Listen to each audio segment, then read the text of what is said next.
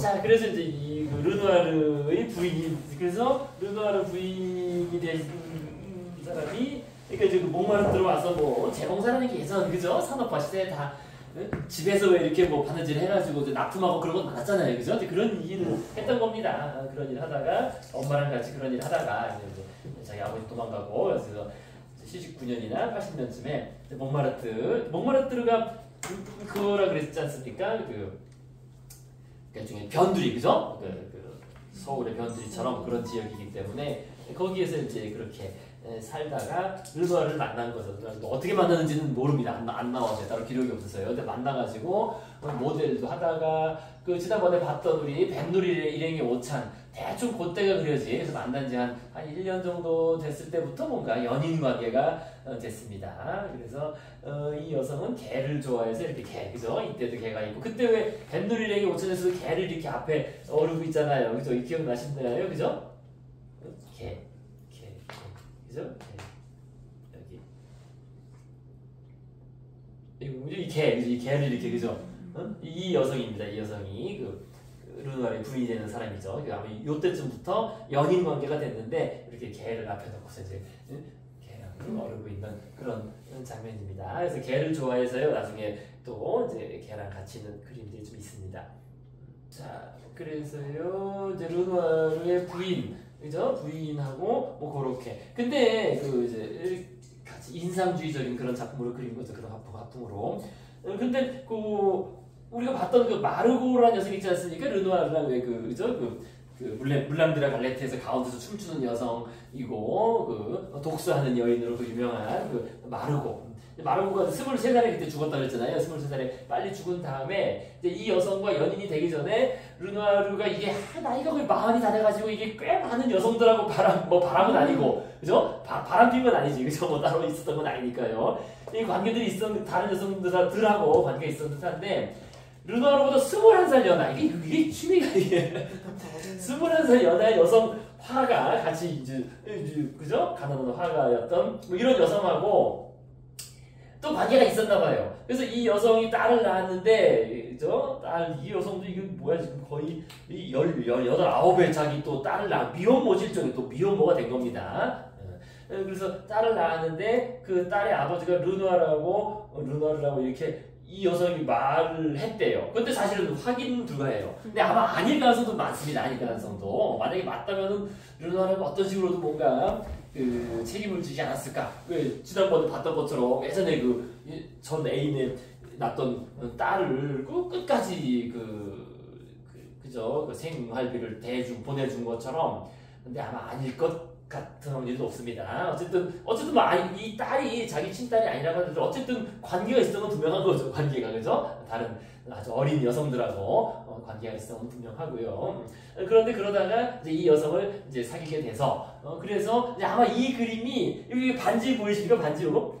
네. 손가락에 반지, 그죠? 그러니까 다른 건 반지가 없는 게 반지가 딱 드러나게 이렇게 그려져 있잖아요, 그죠? 그랬을 때 이게 연도나 봤을 때요, 요때쯤에 그죠? 연인이 된 기념으로, 왜 그죠? 연인이 된 기념으로 그림일 수가 있겠다. 특히 손가락에 반지를 딱 끼고 한 거 보면요, 그죠? 옛날에는 참 반지 이렇게 하고 이런 게 참 많았는데 요즘 애들은 그것도 모르더라고요, 젊은 애들은.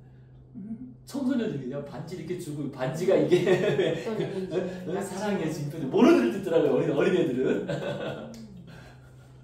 우리 때는 반지를 선물한다는 반지를 이렇게 한다는 게 뭐 그런 거잖아요. 프로포즈 그죠?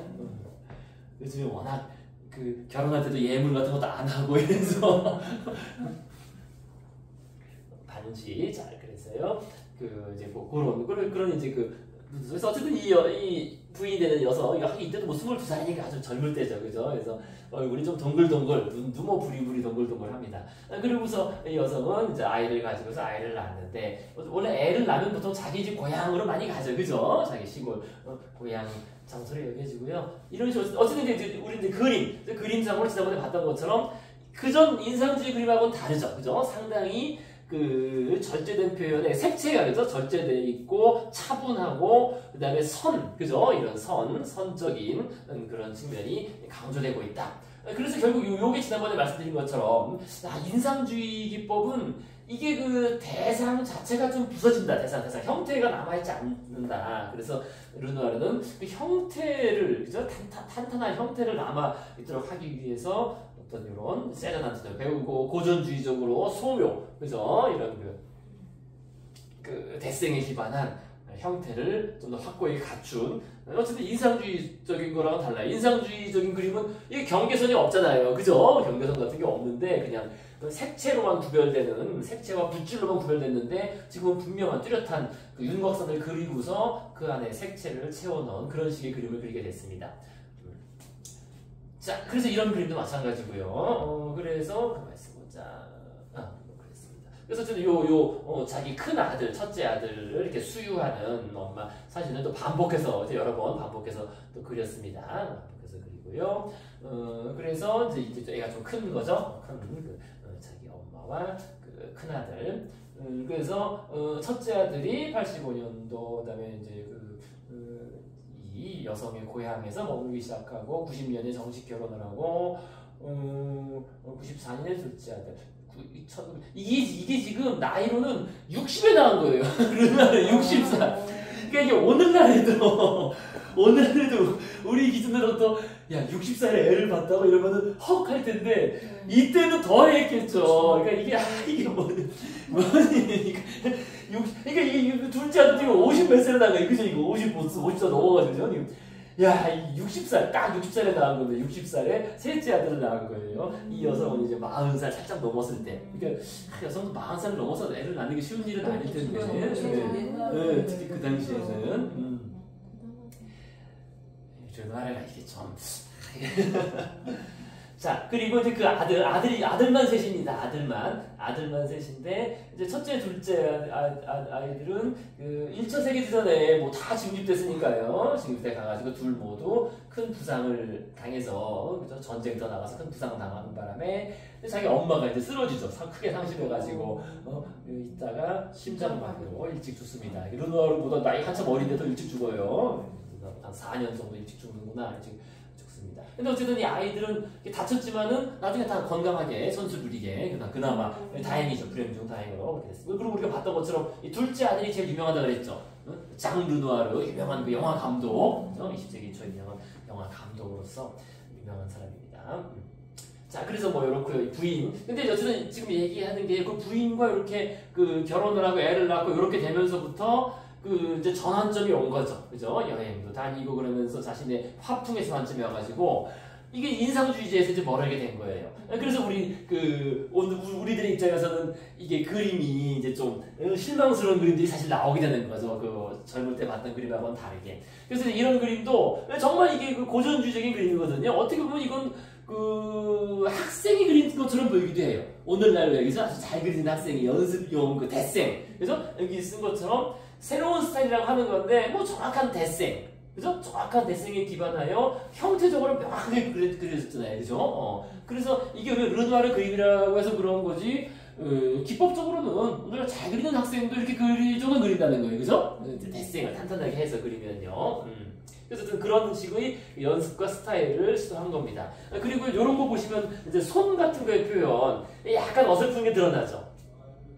그죠? 이게 뭐냐면 고전주의자들하고 비교했을 때 우리 그 위대한 그 미켈란젤로나 그 뒤에 이어지는 그죠? 그런 그 실제로 해부하고 그죠? 몸을 해부하고 이랬던 미켈란젤로, 라파엘로 이런 사람들이 그림에 비해서 좀 어쨌든 그런 사람들을 쫓아가겠다고 지금 시작한 건데 그죠? 근데 딱 보시면 손 같은 게 이게 그렇지가 않아요. 그죠? 이런 건 사실 상당히 인상주의적인 손 표현이 남아있는 거거든요. 이 손가락에. 그렇잖아요. 그죠? 그냥 밋밋하고 손 주름 같은 거 없이. 그죠? 그래서 그런 쪽에서는 나름 자기가 이제 고전주의적인 이런 어떤 힘줄이나 이런 것까지 따라하려고 했지만은 이게 그 역부족인 게 보입니다. 젊을 때도 이런 걸 한 사람이 아니니까요. 그죠? 그래서 그런 걸 좀 볼 수 있고요. 근데 이제 얼굴은 이제 아까 좀 말씀드린 것처럼 다 똑같아가지고 비슷비슷합니다. 그죠?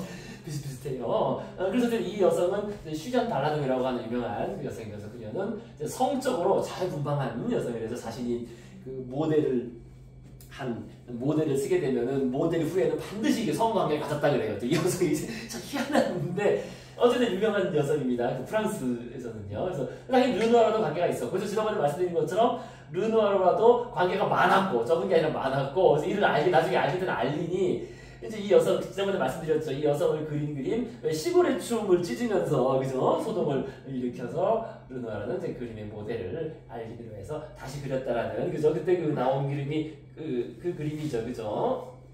그래서 요 두 번째 그림 그죠? 이거 그죠? 원래 이 여성 그죠? 이 여성을 모델로 새 연장을 그리려고 했는데 이제 자기 그 애인이 난리를 치는 바람에 그죠? 바꿔서 넣어서 그린 겁니다. 이 그림. 그래서 슈잔 발라동하고 자신의 애인. 자, 그래서 르누아르가 이거를 뭐라고 얘기를 해야 되나 어쨌든 그렇게 르누아르도 상당히 그 여자 관계가 많은. 자, 그래서 나온 그림이 결국 이겁니다. 근데 이게 이제 그런 의미가 있는 거예요. 이게 지금 우리가 이 책에도 나올 정도로 그리고 르누아르 하면은 이제 항상 이 그림이 꼭 나오거든요. 그죠? 200페이지 맨 위에 있는 그림 아니겠습니까? 그죠? 맨 위에 있는 그림인데. 그러니까 이 그림 목욕하는 소년들. 그래서 제가 지난번에 이거를 저도 이제 헷갈릴 정도로 이 얼굴들이 비슷비슷해가지고 이거를 잘못 말씀드렸어요. 그러니까 이 여성하고 지금 얼굴이 비슷하게 보여가지고 이게 계속 이 여성 아니야 했는데 그죠? 비슷하잖아요, 그죠? 그래서 이렇게 해서 이거 이제 시장 잘하는 줄 알았는데 이게 머리가 아니에요. 금발 이게 지금 제가 잘못 말씀드린 게 그러니까 이 여성이 이제 이 여성입니다. 흑발 이 여성이고 그죠? 이 여성이고요. 이게 자기 이제 애인. 부인이 되는 자기 부인. 근데 얼굴이 봐도 이거랑 비슷비슷하거든요. 그죠? 그러니까 드가가 참 잘 말한 거예요. 드가가 독설을 하지만은 그걸 잘 말한 거예요. 너는 이 얼굴이 개성이 없다 사람 얼굴이. 그렇다는 거죠. 이 여성하고 지금 이 구별이 잘 안 되잖아요. 그죠? 이게 뭐 헤어스타일 빼면은. 그래서 저도 지난번에 잘못 말씀드렸는데 이게 자기 부인이고 이게 그 슈잔 발라동이라는 그 여성이고 다 관계가 있었죠. 그다음에 이 여성은 누군지 모르는데 아마 이것의 사촌 동생 그 친척 동생으로 여겨집니다. 정확히는 누군지는 모릅니다. 자, 그런데 이 그림이 우리가 르누아르 그림이라서 그렇게 얘기해서 그렇지 사실은 그래요. 우리가 뭐 피카소 그림이든 뭐다 이렇게 있지만 그들이 모든 작품들이 다 걸작이라든지 그죠? 완성도가 높든 이렇지 않다는 겁니다. 사실은 그것도 생각을 해야 돼요. 그죠? 우리는 그냥 그 위대한 화가들이 그린 작품들이니까 다 그냥 나름 뭐 성공적이고 나름 뭐 대단하고 한 것 같지만은 그렇지 않은 게 더 많아요. 사실은. 그러니까 우리한테 알려진 그림은 적은 거예요. 그죠? 무조건 다 그렸다고 해서 것도 아니고 그 다음에 알려졌다 그래가지고 또 명작이라고 꼭 말할 수 있는 것도 아닌 게 많거든요. 의외로. 단지 이제 그것이 이제 그렇게 알려지는 이유는 어떤 회화사적인 의미 그런 것 등등 때문에 그렇게 한 거지. 우리가 이제 미적인 다른 가치나 어떤 그죠 형식적인 어떤 기준을 들이대면은 좀 문제가 있는 경우가 있는 거. 사실 이것도 좀 그래요. 이것도 이제 르누아르 그림에서 이렇게 이제 보여서 그런 거죠. 이게 좀 어설퍼요. 그렇지 않아요? 그죠? 그렇게 보다 보면 그렇게 봐서 그런 게 아니라 좀 어설픈 면이 있어요, 당장. 그죠? 자, 그래서 한번 생각해 보시면요. 그러니까 지금 지금 르누아르가 이거를 여기 써놓은 것처럼 자신이 뭔가 스타일을 바꾸겠다는 거 아니에요, 그죠? 이제 인상주의를 버리고 스타일을 바꿔서. 근데 목표는 뭐냐면은 그 새로운 스타일, 고전주의적인 스타일을 통해서 대가를 계승하는, 그죠? 대가의 그림을 계승하는 어떤 그런 작품과 그런, 그죠? 그 업적을 뭔가 남겨야겠다. 단순히, 그죠? 순간의 어떤 인상을 그리는 걸 넘어서, 그죠? 탄탄한 그 형태를 바탕으로 대가의 그림을 계승하고자 했다. 그래서 그 의욕이 잘 드러나면서 이 그림 가지고 3년 동안 그렸다는 거, 이거를 3년 동안. 그죠? 그림도 꽤 크죠. 거의 170여 꽤 큰 그림을 3년 동안 이 그림 하나 가지고 매달려서 그렸는데, 근데 이것도 물론 지금 보시면 아시겠지만 상당히 선이나 그죠? 윤곽선 이전 거랑 다르죠. 인상주의적인 그림하고는 다르게, 그죠? 선이나 윤곽선이나 이런 그 머리카락의 세부 묘사 같은 것들, 세부 묘사 같은 것들도 전혀 인상주의적이지 않고 좀 고전주의적인 그런 그림으로 이제 그림입니다. 3년 동안 열심히 그린 그림인데. 그래서 뭐 분위기는 그렇죠. 뭐 전적으로 밝고 즐거운 분위기며, 또 소녀들은 뭐 그 또래 특유의 명랑한 모습이고, 또 오른쪽 말벌량이 소녀가 이제 막 물을 튀기려는 그런 모습 아니겠어요? 그죠? 지금 이제 그죠? 친구가 여기 그죠? 물을 딱 튀기려고 하니까 그냥 피하려는 그런 그 장면이에요. 그죠? 튀기려고 하는 순간에 딱 뭔가 물을 피하려고 하는 그런 장면인데요. 그래서 지금 모델들은 그렇고. 근데 문제는 우리가 딱 직관적으로 봐도, 그러면 과연 이 그림이 지금 이 그림 우리 많이 봤었죠, 그죠? 그 부시에, 그죠? 프랑스와 부시에 그 그 목욕을 하고 나온 디아나가 사냥의 여신, 그래서 사냥한 여신. 이게 이제 그 부시의 그 아주 대표작 중에 하나 아니겠습니까? 목욕하고 나온 디아나라는 이런 부시의 그림 우리 앞에서도 봤었죠, 그죠? 그래서 이 다리를 꼬은 것 같은 것도 이런 걸 이제 가져온 거예요. 이렇게 다리를 꼬은 게, 그죠? 다리를 이렇게 들고 있는 게 저런 데서 다 이제 가져온 건데, 근데 우리가 딱 직관 들어봤을 때 이 르누아르의 이 그림을 계승하는 대상이 될 수 있을까? 아주 약하죠. 그죠? 그래요. 우리 미술사에서 점점 봤을 때 이거는 나름, 그죠? 균형이 잡히고 이런 구도와 이런 딱 돼 있는 로코코 양식을 대표적으로 여길 수가 있는데, 그럼 이거를 이어받는, 그죠? 그 대가의 그림을 계승하는 그 정도의 어떤 목욕한 장면을 그린 누드화가 될 수 있을까라 그렇게 질문을 던졌을 때 그게 대답하기 쉽지 않다는 거예요. 좀 부족한 분이 보인다는 거죠, 그죠? 오히려 이것보다는 이거는 이제 완성도가 높은 그림인데 반해서 이거는 단순히 기법적인 문제를 떠나서, 그죠? 그래서 그것을 좀 보시자면은요, 어쨌든 르누아르는 대가들의 그림처럼 영원히 남는 작품, 그죠? 자신이 그 계보를 잇는 그런 작품을 그리기 위해서 견고하고 명확한 형태가 중요하다고 생각을 했고, 그러나 형태와 선의 구성이 앞서다 보니 물이 막 튀기는 순간의 역동성은 사실 사라졌다는, 그게 그렇게 우리가 읽어봐야만 볼 수 있는 거지, 얘가 좀 막 얘 왜 이러냐, 지금 좀 튀기려고 해서 이렇게 하는구나 라고 생각을 해서 봐야 되는 거지, 그 그림 자체를 직관적으로 딱 들어오질 않아요.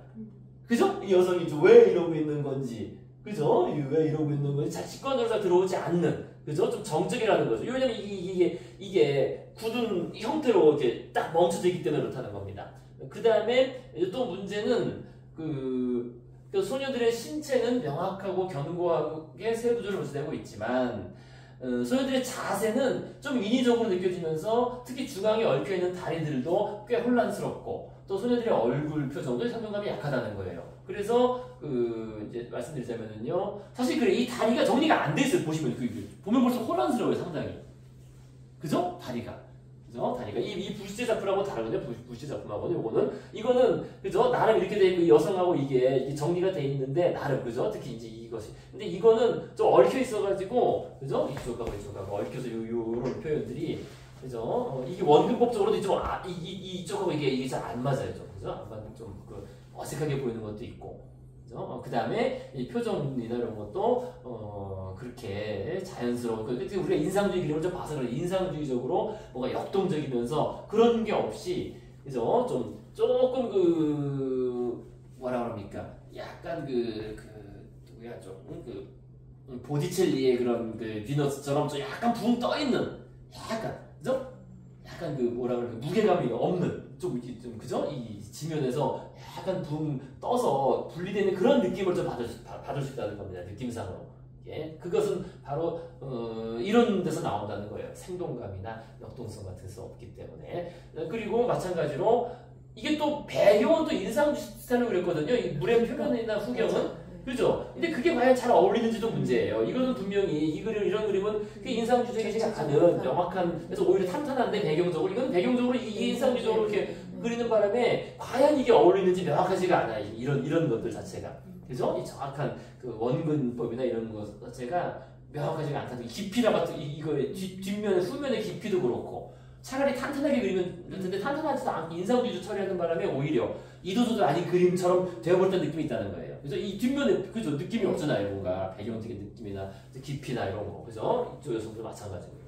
그죠? 자, 그래서 나름 열심히 그림이긴 한데, 이게 어쨌든 그런 식의 애매하면서도 한마디로 역동성과, 그죠? 그 생기발랄함, 그죠? 생기발랄함 같은 게 딱 느껴지지 않고 약간 붕 뜨면서 좀 인위적인 그런 형태라는 겁니다. 그래서 아까 붕 떴다는 표현을 제가 썼는데 사실 좀 그런 면이 있어요. 이 여성이, 그죠? 이게 완전히 어떤, 그죠? 무게를 가지고서 아래에 딱 있는 것보다는 좀 떠있는 좀 느낌이 있습니다.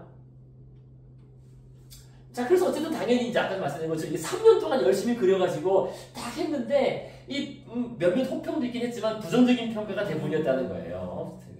그래서 자기가 자기가 이게 쉽지 않겠다. 그래서 르누아르는 새로운 스타일을 이제 그만두고도 그러기 시작한다. 그죠?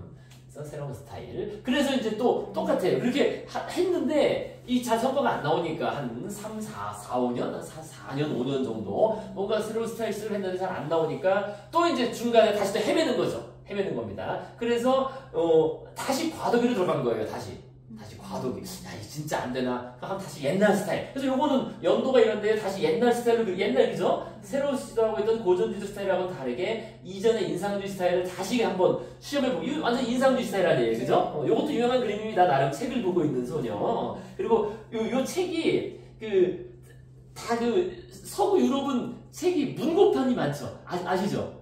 그죠? 오히려 우리나라 들어왔을 때 책이 다 국판 해가지고 책이 크고 서양에는 왜 조그만 문고판 책이 많습니다. 원래 그죠? 문고판 책이 많아요. 그리고 책이 다 작습니다. 문고판. 그래서 이런 책을 보고 있는 이런 소녀를 그린 겁니다. 그래서요 우리가 봤던 것처럼 르누아르는 젊은 시절에도 뭐 특별한 스타일 생각 없이 이것저것 막 따라 했다 그랬잖아요. 그래서 이때 또 이 과도기에 막 이것저것 스타일이 막 이것저것 막 합니다. 그래서 이런 식으로 예전에 자기가 그렸던 인상주의적인 스타일로 다시 한번 그려보기도 하고, 그죠? 그 다음에 또 이거는 또 새로운 고전주의 스타일이죠. 그래서 요거는 이제 자신이 이걸 그릴 생각이 없었는데요. 이제 이 여성이 누구냐면은요, 우리 그때 말씀드렸죠. 줄리 마네라고. 마네, 그죠? 마네가 있고, 그죠? 마네 동생이 이제 레젠 마네입니다, 그죠? 근데 왜 베르트 모리조라고, 그죠? 모리조가 마네를 좋아했다 그랬잖아요. 마네를 좋아했는데 마네는 이미 결혼을 했고, 그래서 결혼을 못하고 이제 동생하고 이제 결혼을 하라 해가지고 마네가 기억나시죠, 그죠? 결혼해서 동생하고 결혼을 했고, 그래서 그 둘 사이에 태어난 애가 이제 이 아이입니다. 그래서 이 아이는 엄청나게 많은 유산을 물려받았지. 외동딸로서. 그러니까 마네 집안의 유일한 상속녀가 된 거예요. 마네 하게 저기 있었거든. 애가 있었고, 그 다음에 이제 이 동생도 마네 집안이 잘 살았으니까. 그 다음에 모리조 집안도 아주 부르주아 집안 아니에요. 애가 하나밖에 없으니까 이제 유산을 받고 나중에 백작 부인인가 뭐 이렇게 어쨌든 그런 귀족 부인으로 살게 됩니다. 자, 그런데 어쨌든 이 아이가 지금 9살 때 모리조 집에 놀러 갔는데 모리조가 새로운 스타일 르누아르 새로운 스타일 하고 있기 때문에 그렇게 한번 그려줘봐 그런 식으로 그래서 이제 그러더라고 부탁해가지고 그죠? 데생에 기반한 그죠? 정확한 데생에 기반하여 서서히 엷어지는 차분한 색조로 그죠? 이전에 화려한 그런 인상주의 스타일이 아니라 차분한 색조로 그려서 나름 고양이도 귀엽게 그리고 했어요 그죠? 고양이의 행복스러운 표정. 근데 고양이 이렇게 인간 표정을 지으면 안 되는데 이거 너무 인간 의인한 표정인데 근데 문제는 이러면서 입체감과 생동감 좀 평면적이에요 그림이 그죠? 좀 평면적이죠 그죠?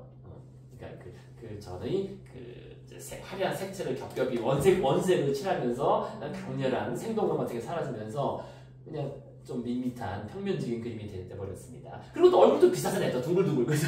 이게 얼굴 비슷하다니까 이게 르누아르가 이게 자 그래서 요런 것도 하고 그러니까 이게 요때 또 이번 기회에 또 보니까 이게 요 과도기 때 르누아르가 정말 이것저것 실험을 많이 했더라고요. 근데 이제 자기 스스로 폐기한 작품이 많아가지고 많이 전해지지 않는데 이런 것도 해보고, 그죠? 이런 인상주의도 다시 해보고, 그래서 이런 식으로 이것도 한번 다시 이렇게 또 해보기도 하고, 고전주의적인. 그 다음에 또 이런 정말 독특한 걸 했어요. 이것도 요 시기에 한 거더라고요. 이게 독특하죠? 르누아르 그림 같지 않죠, 이거, 그죠? 이게 무슨 그림 같습니까? 뒤에 나올, 네? 이 앙리 마티스, 들어보셨죠? 앙리 마티스.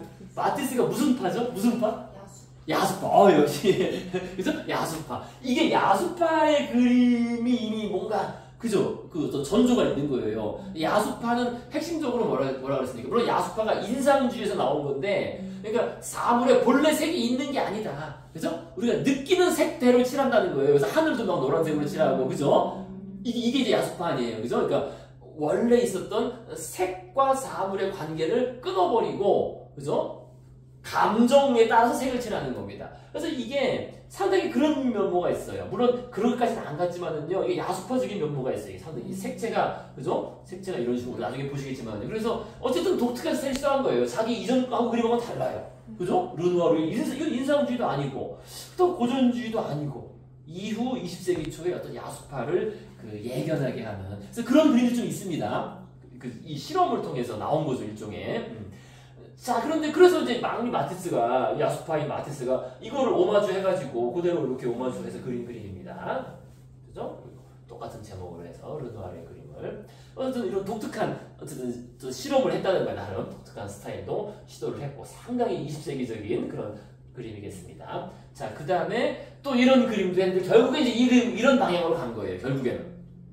또 그 시대에 그 과도기 때 시도한 그림이 이제 이런 그림입니다. 여기 이제 우리가 후기에 볼 작품들이거든요. 그래서 이렇게 이게 모네랑 좀 또 비슷해지죠. 길게 줄줄줄 이렇게 그래서 화려한 색채를 넣고 이렇게 여기 쓴 것처럼 그래서 뭔가 새로운 스타일을 시도했는데 요게 차분한 색채 표현 대신에 이제는 좀 차분하지가 않아요. 그죠? 아주 화려하게 반짝이는 강렬한 색채와 흘러내리는 듯한 곡선 이런 식으로 해서 이것이 르누아르의 후기 양식으로 되게 됩니다. 이런 식으로요. 그래서 흘러내리는 양식.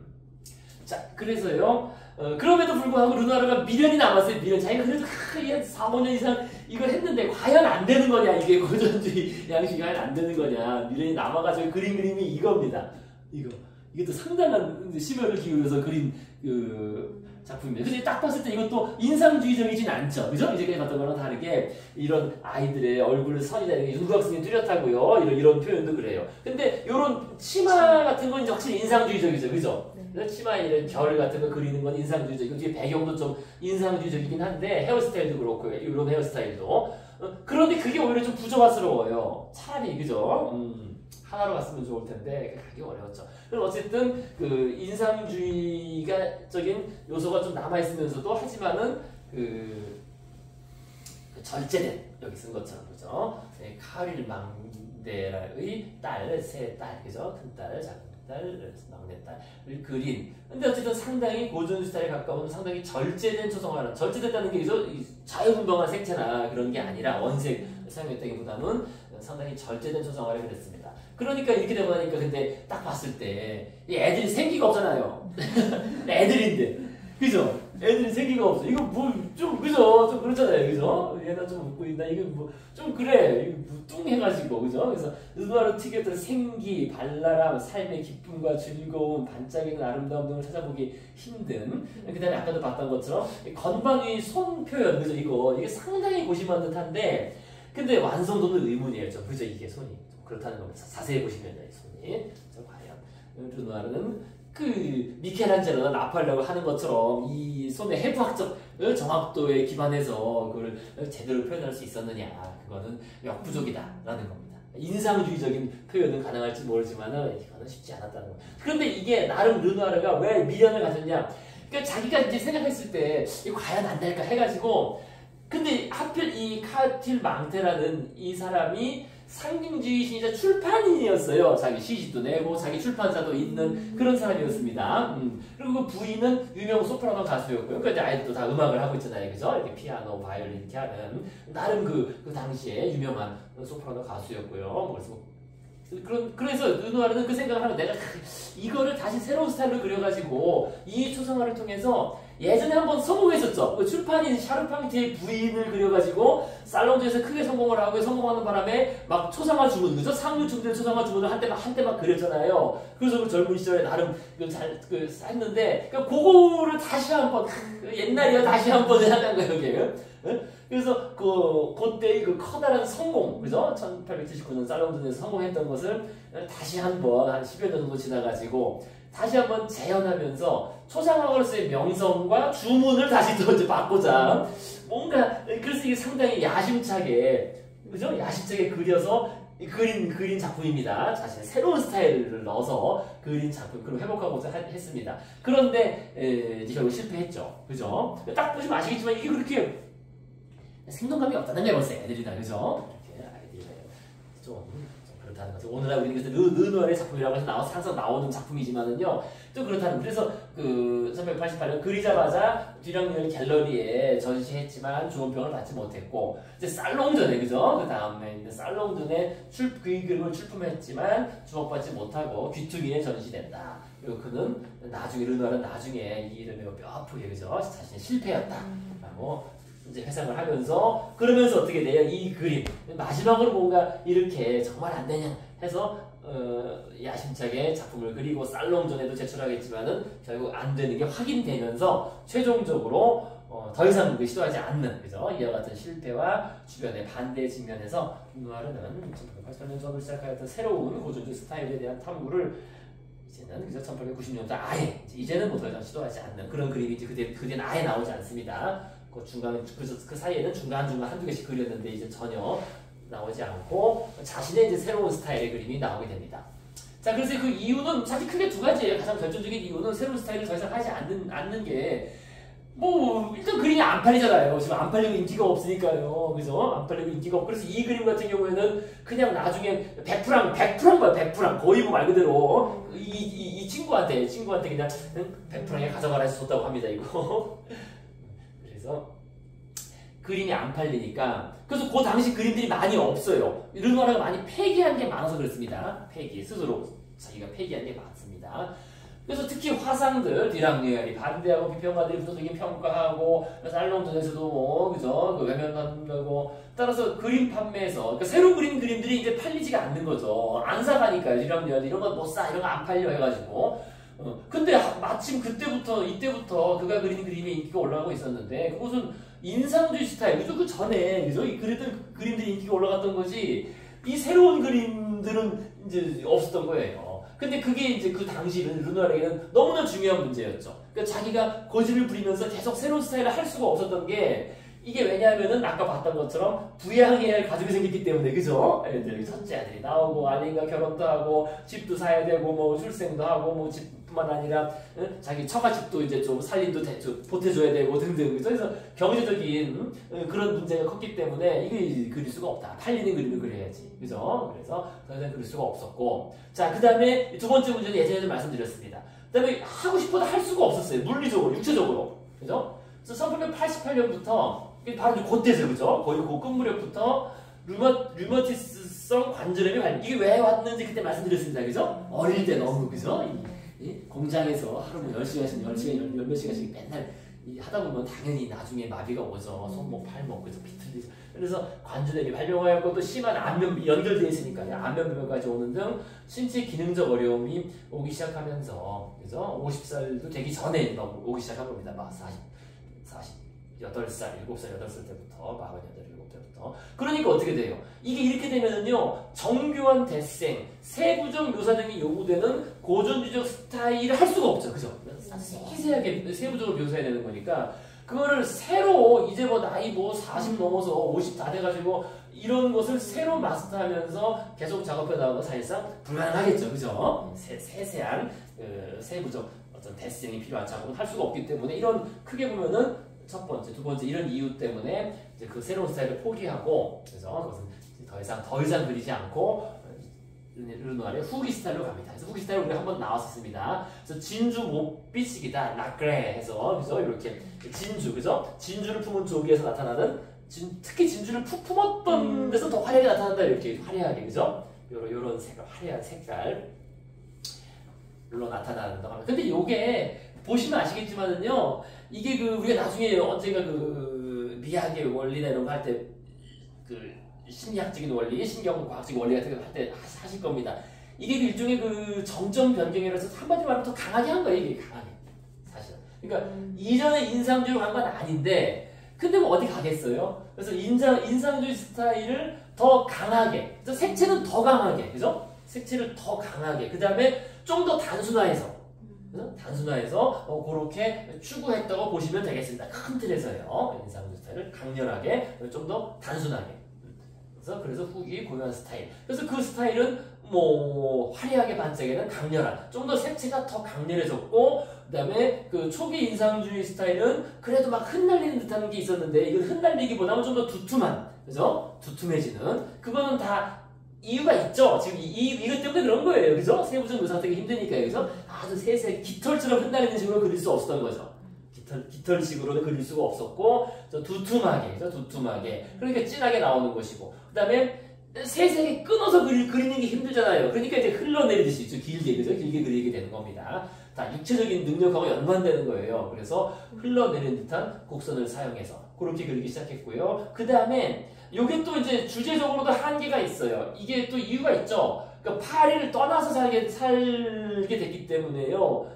그 젊을 때는 파리에서 그죠? 오만 사람들하고 어울리고 다양한 모델들을 그리고 이랬는데 이제는 떠나서 시골에 살면서 또 아프니까 요양하면서 모델이나 이런 게 소재가 없잖아요. 소재가 한정되어 있기 때문에 한정된 소재만을 가지고 계속 반복적으로 그리게 됩니다. 그래서 처음에는 젊은 여성, 소녀를 주로 그리다가 나중에는 풍만한 여성들을 반복적으로 그리는 이런 식으로 주제는 한정된 주제를 이런 형식으로 그리게 됐다. 이게 후기 스타일입니다. 그래서 후기 스타일은 그렇게 우리한테 아주 매력적이진 않죠. 그냥 뭐 보면은 르누아르 그리면 알겠는데 이런 게 르누아르 그림이에요. 딱 보시면 아시겠죠, 그죠? 그러니까 세세함은 없어졌죠. 그래서 인상주의적이긴 한데 인상주의적이고 좀 두툼하고 강하게 한 겁니다, 그죠? 흩날리는 듯한 그런 느낌은 없지만은, 그죠? 좀 이렇게 쭉 흘러내리는 듯한 뭐든지, 그죠? 흘러내리는 듯한 그런 곡선을 사용하면서 그린 그림.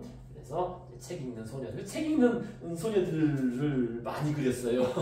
르누아르가.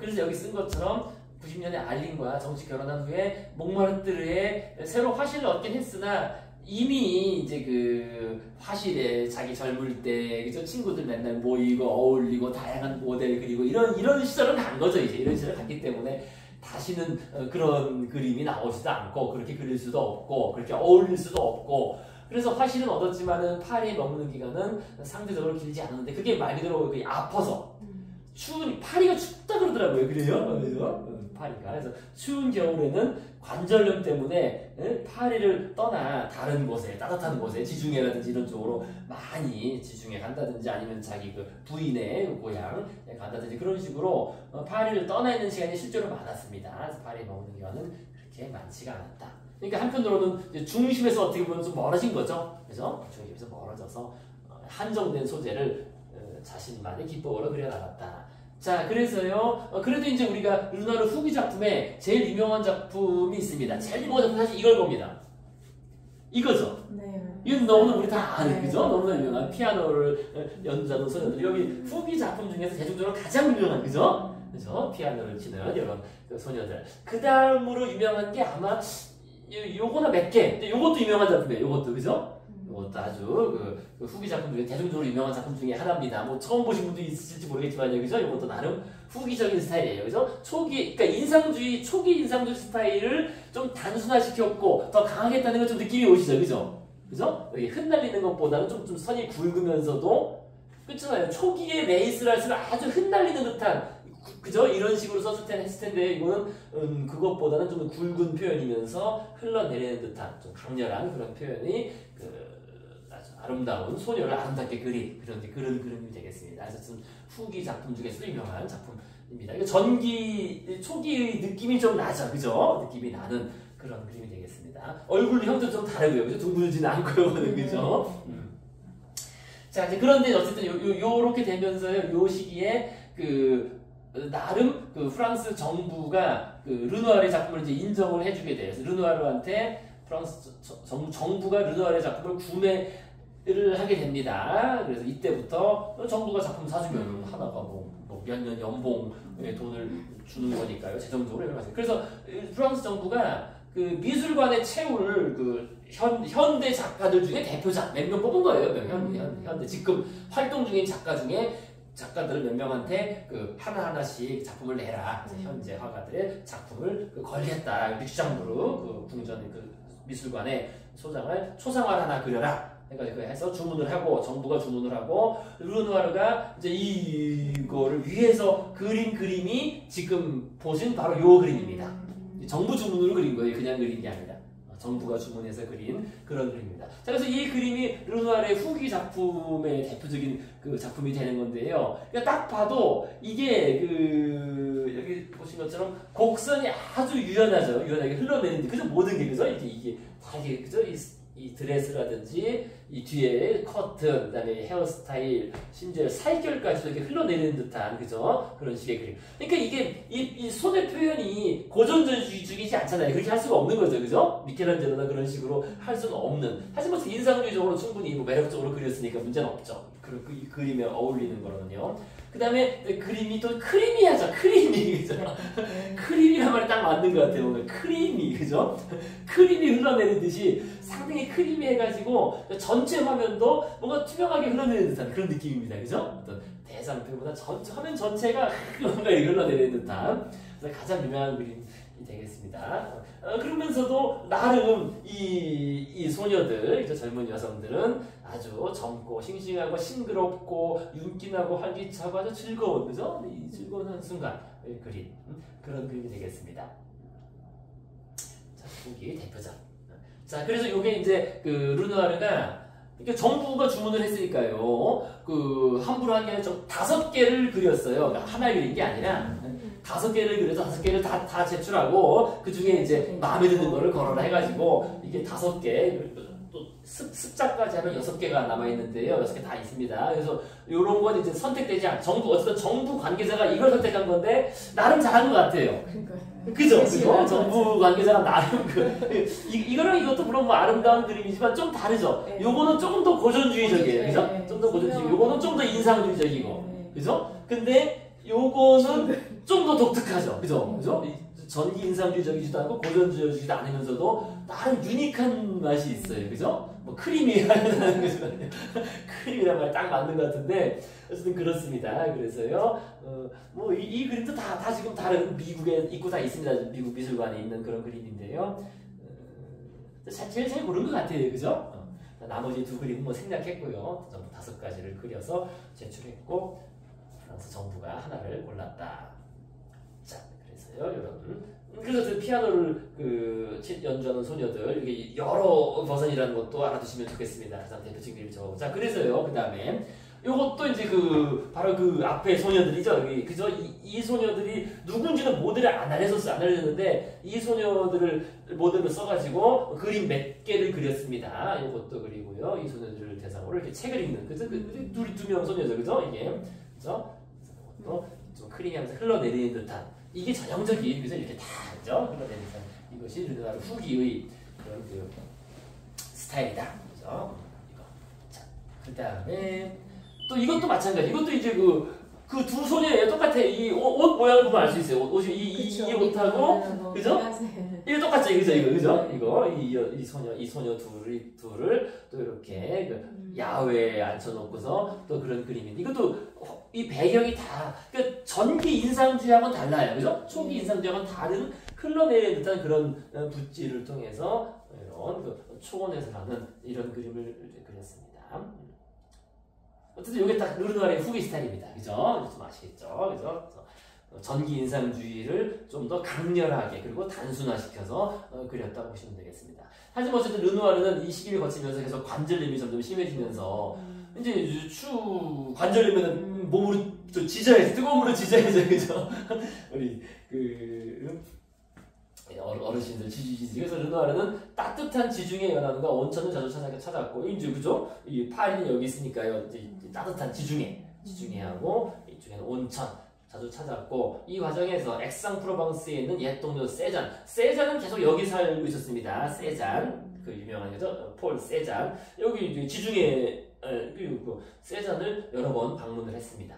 방문을 했고요. 그래서 세잔을 방문을 했고 그 당시에 그래서 세잔이 주로 그렸던 그림이 뭐겠습니까?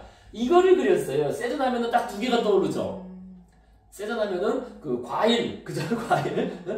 세잔 하면 떠오르는 게 과일. 그 다음에 또 하나가 이거예요. 생 빅토르산. 이거를 30번도 넘게 그렸거든요. 이게 세잔이 그린 그림인데요. 세잔이 여기 입체적으로 그렸죠. 입체적으로. 그죠? 원통과 어떤 뿔과, 그죠? 어떤 구형과 그거를 중심으로 그죠? 구형과 원통 그런 식으로 아주 입체적으로 이렇게 그린 그림이거든요. 요거 이제 아직 거기까지는 안 갔지만은요. 그래도 가려고 하는 그런 단계입니다. 입체주의적으로요. 그래서 이게 우리가 217쪽에 보시면요, 그죠? 217쪽 세잔 나온 김에 보면요, 217쪽에 그래서 217쪽에 보시면요. 이거 바로 딱 나오잖아요. 그죠? 217쪽에 그죠? 세잔에서 216쪽에 세잔 화면의 진실성 해놓고 217쪽에 생빅토르산 그죠? 세잔이 30번 더 넘게 그린 생빅토르산 시에서 그는 삼각산의 외형을 생면들을 통해 분명히 드러나고 있다. 그래서 요것도 있고요. 거기 나온 예시로 나온 그림도 아주 입체적으로 분해해서 그린 그림입니다. 그래서 산을 그죠? 생빅토르산 그죠? 그래서 이런 식으로 세잔은 이 생빅토르산이 아주 유명한 그런 입체파로 나아간 중요한 작품입니다. 그러니까 이제 르누아르가 가서 보니까 세잔이 맨날 이 산만 그리고 있는 거잖아요. 그죠? 자기 고향에서 보이는 그 산. 이 산만 맨날 그리고 있으니까 르누아르도 자기도 그린 거예요. 자기도 나름. 자기도 르누아르도 따라서 나름 그 생빅토르산을 그린, 세잔을 방문했을 때 그린 그런 그림입니다. 어쨌든 뭐 독특하죠. 어쨌든 근데 아까 말씀드린 것처럼 이게 그 색채가 더 강렬해졌어요. 그죠? 색채가 훨씬 강렬해지고 좀 단순해졌다고 볼 수 있어요. 상당히 이것도 심혈을 기울여서 그린 그런 그림이 되겠습니다. 그래서 이렇게 그 르누아르는 몸이 아프니까 이제 지중해 남부를 해서 많이 살고 그럽니다. 많이 살고 가서 거주하고 나중에 집도 얻어서 살고 그렇습니다. 너무 이제 관절염이 심해지니까요. 따뜻한 쪽에서. 자, 그래서요 이제 우리가 그 르누아르의 이제 후기 작품 세 개를 이제 규정을 좀 해봐야 되겠죠, 그죠? 규정을.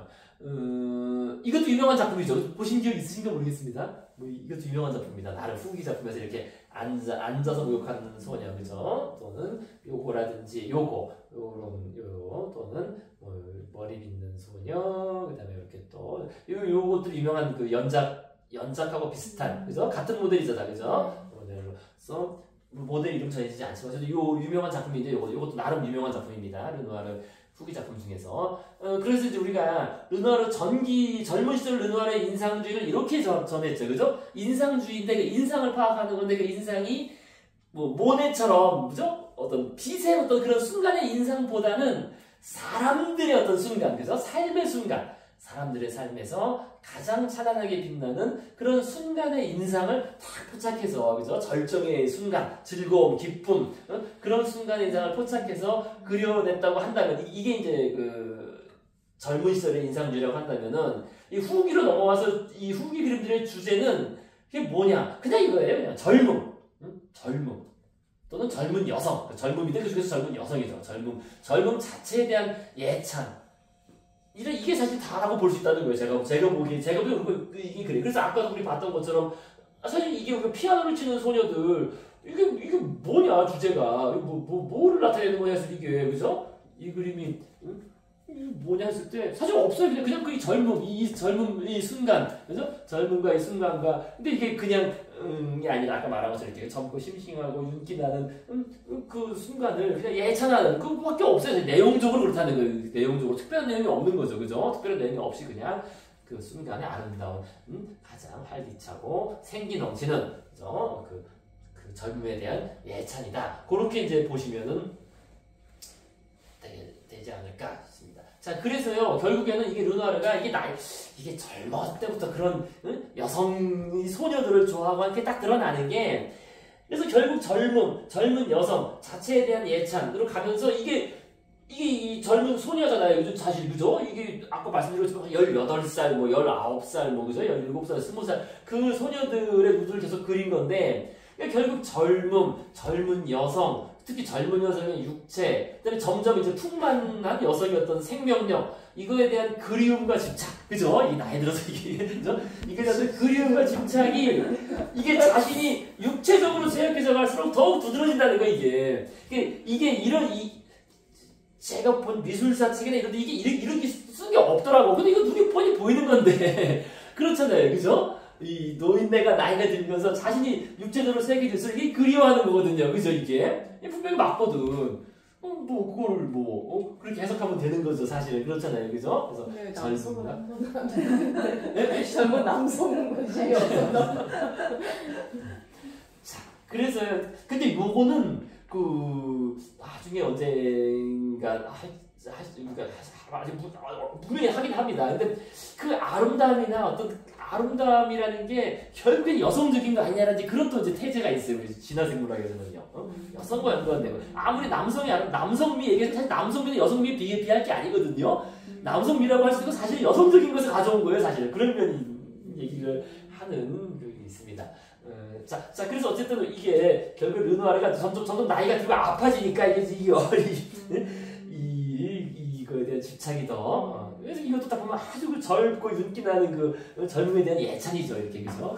금발의 아주 건강한 소녀가 머리를 빗는 모습을 그린 거예요. 근데 점점 르누아르 몸이 아파지는 이제 목발 사용하고 맨날 온천에서 끼고 살고 점점 몸이 아파지게 되고 르누아르는 그러면서.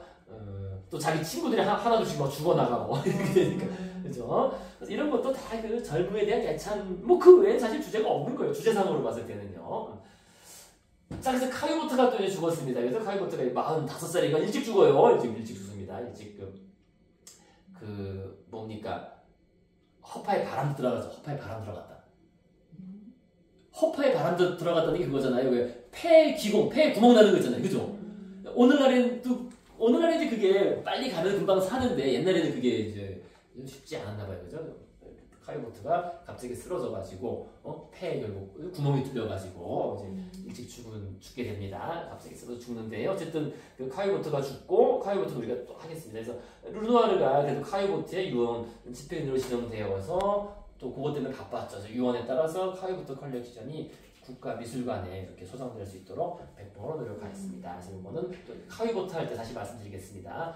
카이보트도 죽고 또 베르트 모리조도 죽고 자기 옛날 동료들이 다시 죽어 나가는 거예요. 동료들 죽고 그러면서 점점 이제 이어지는 거죠. 그 다음에 또 이것도 이제 피아노를 연주하는 뭐 자기 아는 친구의 그 딸들입니다. 딸들이 좀 컸죠. 이거 큰 딸들 어쨌든. 근데 여기서 요 그림은 피아노 연주 이런 그림도 그림이지만 이 뒷그림 때문에 꼭 언급되더라고요. 이 뒤에 이게 드가 그림이에요. 드가 그린 그림입니다. 그림이세요. 뒤에 있는 그림이 요 그림이에요. 뒤에 보이는 그림이 저 왼쪽 거는 요거 드가가 그린 요 그림. 여기 드가가 경마 그림을 많이 그렸거든요. 경마에서 요 그림이 요렇게 그죠? 요게 된 것이고 그다음에 요 그림은 요쪽에 뭐죠? 요 아래쪽에 그린 겁니다. 핑크 이런 식으로. 그래서 이렇게 그 친구들이 죽기도 하고 근데 또 이때 또 이렇게 요 그림 그리기 한 요게 2년 전 아니에요. 2년 전쯤에 이렇게 그림 그래서 드가의 그림을 딱 굳이 딱 이렇게 그려 넣으면서 나름 드가를 인정해 준 건데 근데 또 그러자마자 드가랑 대판 싸워가지고 이제 손절해요. 드가랑 그래서 이게 막 친구랑 싸워서 드가가 원래 이게 독설가 아니에요. 그래서 크게 다투고 이제 손절해서 안 만나고 그죠? 안 만나고 그다음에 친구들 막 죽고 이런 식으로 되는 겁니다. 이게 나이가 들면 이렇게 돼. 또 나이 들면 이게 이제 다들 각자 꼰대가 돼서 그런가 좀 그런 거 있습니다. 자, 자신의 거기서 이제 못 벗어나는 거죠. 자, 그다음 후기 작품 중에서도 그래도 이제 인기 있는 누드가 또 요겁니다. 좀 이제가 누드랑 달라요, 그죠? 왜냐면 모델이 다르니까, 그죠? 모델이 벌써 딱 봐도 기품이 있잖아요, 그죠? 그래서 이게 모델이 워낙 유명하기 때문에 이거는 아주 그 인기 있는 이 모델의 누드이 막 거의 없을 거예요. 이게 모델이 아니라 사실 엄청나게 유명한 배우입니다. 당대 최고 배우 중에 한 명이었어요. 당대 최고. 딱 봐도 그렇잖아요, 벌써, 그죠? 근데 이때가 더 살기 힘들었을 것 같아요. 허리를 이렇게 그냥 그죠? 이래야만 이게 살았어요. 이게 장난이 아니에요. 오늘날에도 이렇게 막 얘기하지만은요. 오늘날에는 우리가 의상 나중에 언젠가 아마 할 수가 하면 이게 사이즈가 달라졌어요. 오늘날에 왜 445 막 이러잖아요. 여성들은 그죠? 저도 젊을 때 이게 무슨 말이야? 44가 뭐고 5가 뭐야? 뭐 인치, 뭐 센치 이렇게 해야지 왜 445, 66? 근데 그 445, 66 기준이 요때보다 오늘날에는 훨씬 늘어났다 그래요. 살이 쪄가지고 요즘 살이 쪘는데 거기에 옛날 기준으로 맞추면 이게 엄청 늘어나니까 그래서 그 기준도 좀 늘어났다고 합니다. 자 그래서 그런 얘기 나중에 근데 어쨌든 요때가 더 표현했을 것 같아요. 비비안리 이런 사람은 뭐 이게 허리가 19인치, 17인치 막 이랬다고 하니까 이때는 이거는 20인치 안쪽입니다 거의 20인치 안 되는 거예요 이 정도는요 실제로는 그죠? 장기가 다 그럼 어릴 때부터 이렇게 쪼였어야 내가 장기가 이동이 된 거지 그러면 그죠? 네 거기가 어릴 때부터 전적하고 똑같은 옛날에 그러니까 중국 전적처럼 어릴 때부터 맞아요. 모양이 전적처럼. 그렇게 바뀌잖아 발 모양이 정말 쉽지 않은 그러니까 왜 저거를 미인에서 써가지고 그림은 20대 애들이 배가 막 이렇게 나한테 들고 못할 거 아니야. 배우니까 가능. 그러니까 르누아르나 이런 사람들의 그림 한쪽으로는 이게 다 이게 배 나오고 풍만한 여성들인데 또 이 배우들은 또 이런 거를 거의 뭐 강요 이게 아니면 안 되는 식으로 됐으니까 그래서 어쨌든 이 여성이 허리가 날씬하게 됐어, 그죠? 그래서 어쨌든 그 유명한 그 당대 최고의 배우 중에 한 명인 아멜리 디에테르의 그 이제 누드화로서 아주 유명한 그 당시도 유명했겠죠. 이 여성이 누드화를 그리기 쉬운 일이 아니었으니까요. 그래서 후기 작품. 그러니까 이것도 후기 작품하고 좀 달라요, 나름. 그죠? 이 그린 게, 그죠? 조금 다른 시기에, 그죠? 배경은 그렇지만은요. 자, 그 다음에 가서 시간이 좀 어떻게 되나? 그러면 르누아르, 이제, 그 다음은 이제 어떻게 보면 또 크게 미술사적으로나 미적으로나 크게 많이 사실 볼 건 또 없습니다. 이제부터 어떻게 보면 그래요. 이제부터는 르누아르의 어떻게 보면 말기죠. 말기, 후기로 연장되는 거지만 말기에다가 이제 아까도 말씀드린 것처럼 이제 사회생활보다는 그냥 가정에서 그래서 가정에서 혼자 작업하는. 근데 모네는 물론 모네도 혼자 작업했지만 모네는 정원을 꾸며놓고 그죠? 정원을 계속 수련 연자를 그리고 엄청난 작품을 그리고 했는데요. 르누아르는 이제 사람을 그려야 되니까 자신은 사람이죠. 그 자연을 그리는 게 아니라 사람을 그리다 보니까 오히려 이제 협소해지고 뭐 어떻게 보면 볼 게 없어요. 작품은 엄청 많이 그렸는데 할 게 작품밖에 그릴 게 없어요. 근데 우리가 오늘날 보기에는 뭐 그렇게 그죠? 그 미학적으로 뛰어난 작품이나 이런 거 사실 없이 그냥 별로 그렇게 없는 그냥 르누아르가 그렸으니까 보는 정도라고 사실 객관적으로 그렇게 평가할 수 있어요. 사실 르누아르의 어떻게 보면 전성기는 사실 전기에서 끝난 거죠. 그 우리가 봤던 물랭드나 갈레트라든지 말이에요. 그죠? 그런 그죠? 초상 아래 그리던 그때가 전성기였고 그 이후는 미적으로는 뭐 그렇게 크게 한 건 없다는. 자 그래서 어쨌든 이 말기로 들어가면은요 이 여성이 제일 중요한 모델입니다. 모델이 없으니까 그냥 주변 모델을 쓰는 거죠. 그래서 이 여성은 가브리엘 르누아르라는 자기 부인의 친척 동생입니다. 근데 옛날에는 뭐 친척 동생들도 할 일 없잖아요, 그죠? 할 일 없으면 와서 우리 집 와서 애 봐라 이런 거죠. 애 보면 이제 돈 주고 유모입니다, 유모. 그래서 둘째, 그러니까 첫째 아들까지는 이제 자기 부인이 길렀는데 둘째가 태어나면 이제 힘들잖아요. 그래서 뭐 자기 주변에 노는 그 친척 여동생이 있으니까 와서 애도 보고 같이. 그래서 이제 그 유모로 둘째 아들 장이 태어나면서 이게 둘째 아들 장입니다. 나중에 그 유명 영화 감독이 되는 얘가 태어나면서 그 유모로 들어와서 이 젊은 여성이 이제 유모도 하고 가정부도 하고. 근데 이제 중요한 건 모델 역할을 한 거죠. 그나마 젊은 여성이 들어왔으니까 르누아르의 모델 역할을 한 겁니다. 그래서 한 200여 점의 그림에 등장하는 그런 여성입니다. 그래서요, 뭐 이런 그림도 사실 뭐 미술 사적으로는 별 의미가 없죠. 그냥 그죠? 뭐 그냥 그 예술가의 가족이라고 자기를 그린 거예요. 자기 가족들을. 그래서 이게 이제 큰 아들, 그죠? 큰 아들이고 이게 자기 부인이고 여기에 이제 둘째 아들, 그죠? 이게 이제 지금 유모로 들어온 여기도 그 친척, 자신의 친척 동생. 그래서 요건 그때 한번 말씀드렸죠. 그때 오선 선생님 계셨었나요? 이게 지금 그 남자아이가 치마를 입고 있는 거. 그죠? 그때 기억나세요? 듣기 드는 그게 왜 그렇지? 아니 이 시기에 남자애들도 드레스나 치마를 입었다는 겁니다. 특히 오히려 오히려도 아니구나. 그렇죠. 귀족이나 그죠? 부르주아 계층의 그 남자애들도 왜 드레스나 이게 딱 보면은 딸인 거잖아요. 딸이 오늘 우리 딸이 아니라 아들. 그래서 아들입니다. 둘째 아들이고요. 아들이 지금 이게 여자 옷 입었는데 이게 무슨 아들이냐 하는데 안 그래요. 19세기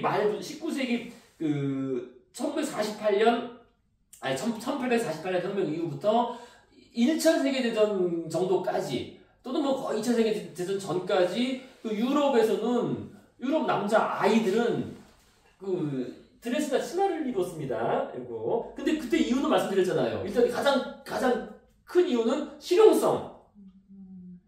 대소변. 그죠? 대소변. 애들은 뭐 이거 그죠? 이게 좀 바지 내리기 불편하잖아요. 그러니까 원래 그렇잖아요. 원래 바지라는 게 원래 없었어요. 그러니까 바지는 원래 누가 입는 거다? 바지는 원래 없었습니다. 원래 옛날부터 아니 그리스 로마 때부터 바지가 어디 있어요?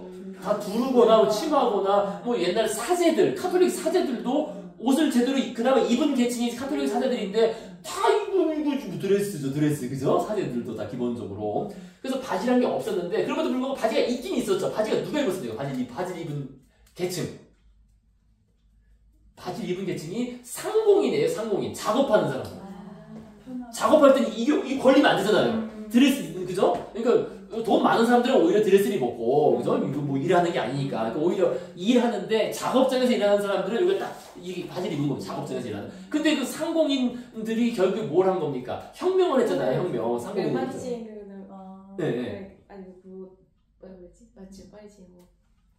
그죠? 파리지앵들이 왜 그래서 네. 파리지앵의 상징이 그 혁명하는 파리지앵. 파리 이 멜빵 바지 그죠? 멜빵 바지 딱 입고서 왜냐면 그게 작업을 하는 거니까요. 그죠? 작업. 그래서 작업복으로 시작된 건데 작업복으로. 그래서 그것이 그 1848년 혁명 이후에 일종의 그 새로운 그 계층을 상징하는 그런 게 돼서 바지를 남자들이 입기 시작한 겁니다. 그럼 작업장이 이제 퍼지게 되면서요. 그런데 이제 아이들은 어떻게 해요? 아이들은 바지를 입는 게 좀 전에 말씀드렸죠. 위생상으로도 힘들었고. 그래서 바지를 입지 않았고 어릴 때는 그냥 치마, 그죠? 드레스.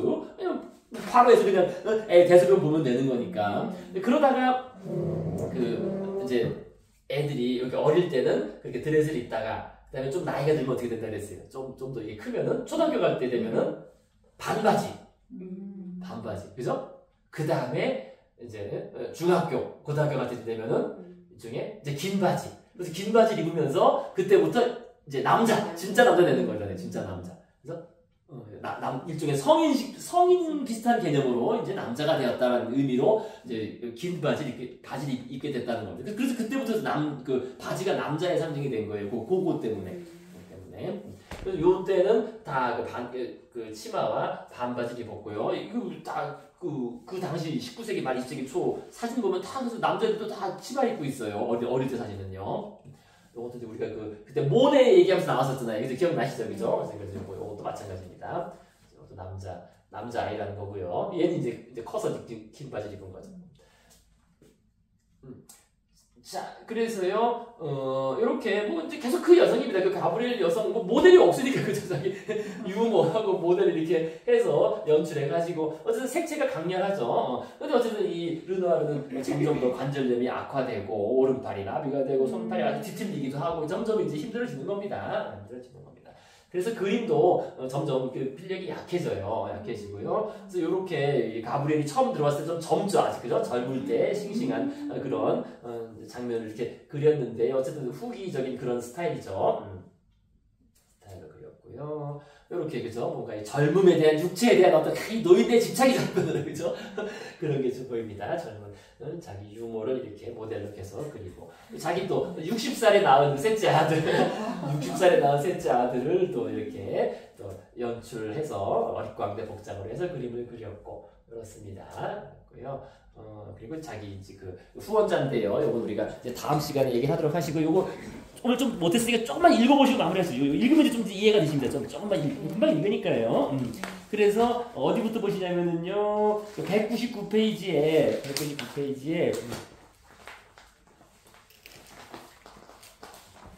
뭐 밑에서 셋째 줄 있잖아요. 그죠? 그러니까 그의 작품이 대중들에게 가장 사랑받고 애호되는 것. 근데 가장 사랑받고 애호된다는 건 이거는 왜 그렇겠습니까? 아까도 계속 말씀드리겠지만은요. 이거는 그 어떤 의미가 있어서 그런 게 아니라 이 본능적인 반응이라는 거예요. 그죠? 우리의 그 시각이나 우리의 그 진화한 어떤 본성상 그 반응하도록 된 것들. 그것들이 뭡니까? 둘째 줄에 르누아르 작품의 주제는 아름다운 여인, 때로는 누드 또는 꽃, 귀여운 어린이들, 웃고 있는 사람들로 가득한 화창한 야외 풍경 등등 이렇게 우리가 그냥 본능적으로 주목하고 그죠? 그 즐거움을 느끼는 장면들로 구성되어 있기 때문에 사랑받고 애호받는다. 그러니까 특별한 의미가 있어 이런 건 아니라는 겁니다. 그죠? 계속 보시면 자, 그의 예술은 자, 그다음에 이제 200페이지 한번 쫙 읽어보시면 이해되시겠습니다.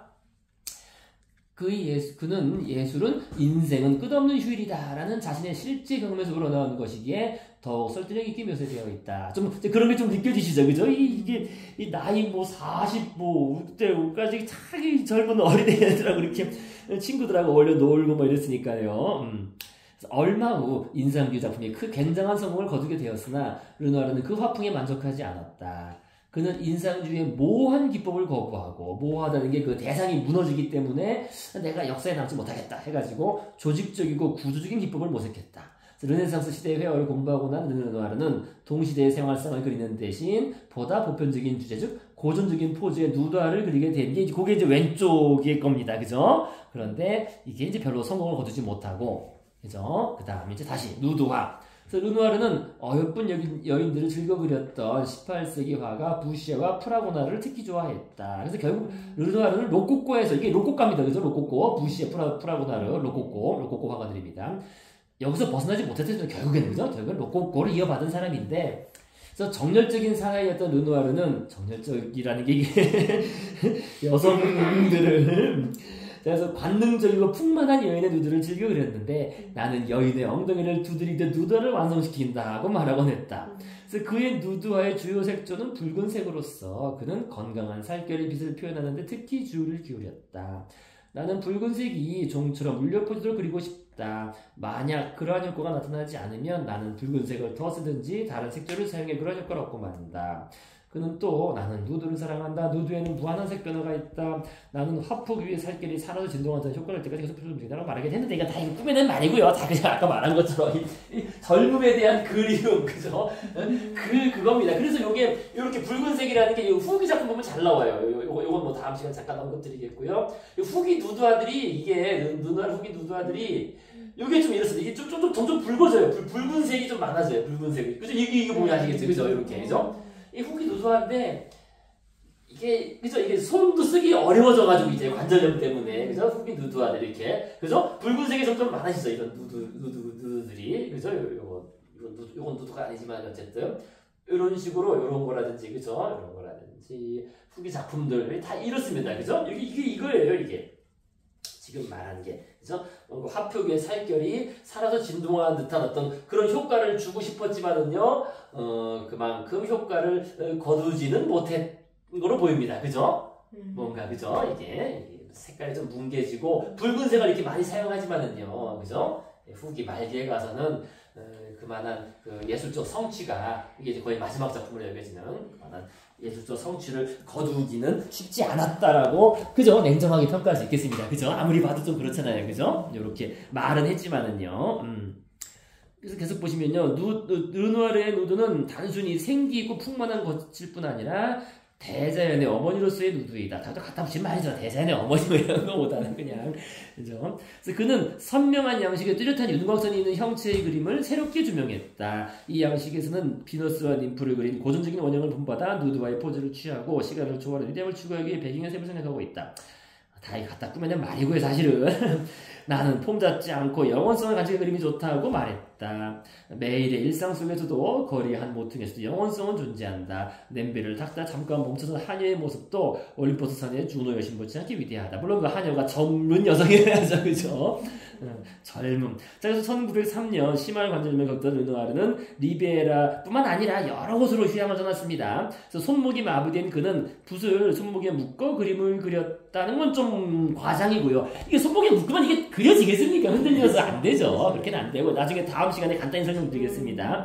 그래서 이런 모습을 본 그의 화상은 그의 이런 상태를 고문이며 슬픈 광경이라 묘사하고 있지만 르누아르 자신은 예전과 다름없이 행복을 즐기고 있다야 한다. 안타깝게도 르누아르 후기 노다를 보면 이러한 필력의 감소가 두드러지게 나타나죠. 보시면요. 그죠? 그죠? 그래서 포동포동하고 건강을 보였던 여인의 누드가 부은 듯 뚱뚱하게 과정되어 있고 색채도 극단적이다. 그러나 르누아르는 기교보다 화가는 자신의 화폭을 애무하듯 사랑할 줄 알아야 된다는 자신 중요하겠다. 그런 식으로 했지만 어쨌든 뭐 필력의 감소나, 그죠? 예술성의 그 스타일의 퇴화라기보다는 뭐 어쩔 수 없었던 거죠. 그죠? 그건 뭐 부정할 수 없겠습니다. 그래서 우리가 르누아르 작품이라 그래서 이렇게 이제 오늘날에도 나름 인정을 받지만은요, 사실 조금 미적으로는 좀 많이 부족한, 그죠? 좀 한 가지 부족한, 어쩔 수 없는 거죠. 근데 그게 이미 기법적으로 더 할 수 없는 상태에 왔으니까요. 얼굴이 다 똑같아요, 다. 물론 그 사촌 동생을 그려주는 거죠. 자, 그래서 요거 이 정도 보시고요. 이제 다음 시간에 몇 가지 마무리할 얘기 좀 더 하시면서 다음 시간에 드가로 이제 가도록 하시겠습니다. 자, 어쨌든 오늘 수고 많으셨습니다. 네, 감사합니다. 네.